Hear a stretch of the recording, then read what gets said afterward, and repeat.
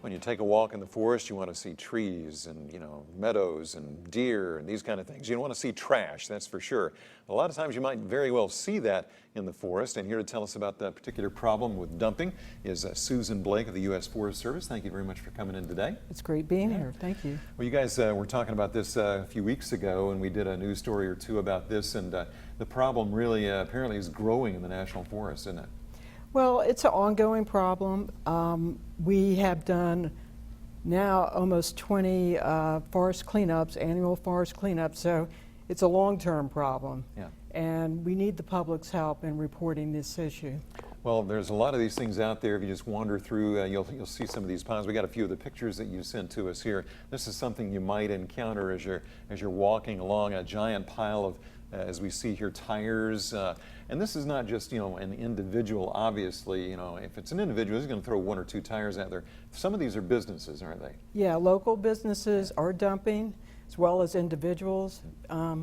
Because we're close to an urban interface like Tallahassee, there's more of a chance to see this kind of illegal dumping. And most of these photos are from our annual forest cleanup. Yeah. So what is the most unusual thing you have seen at a dump site?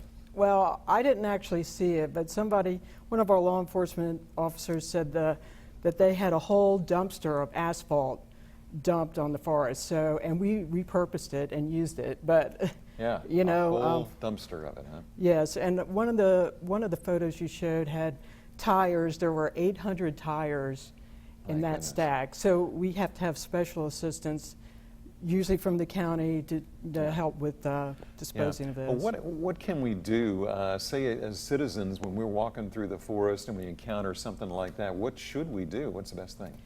Well, we want people to keep their eyes open and report it to local law enforcement. We work a lot with the Sheriff's Department, and but we don't want them to confront the individuals. That's a good point, right? Yeah. The public is the force multiplier. So if they can call us or notify local law enforcement, that's the best thing to do, right? Best thing to do. I understand, was it you that was in the forest one day kind of looking at a site and somebody came up and they were obviously just about to go ahead and dump a load? Is that? Exactly. Yeah. It was a commercial vehicle. Commercial, yeah. And the site that we were shooting at is a remote site, so it's not like we had a recreation area near there. Mm-hmm. So they backed in, and when they saw us, they sped off. They're lucky they weren't arrested, aren't yes, they? Yeah. Yes, and our law enforcement waved to them, and they didn't even wave back. Don't want to see you again, right?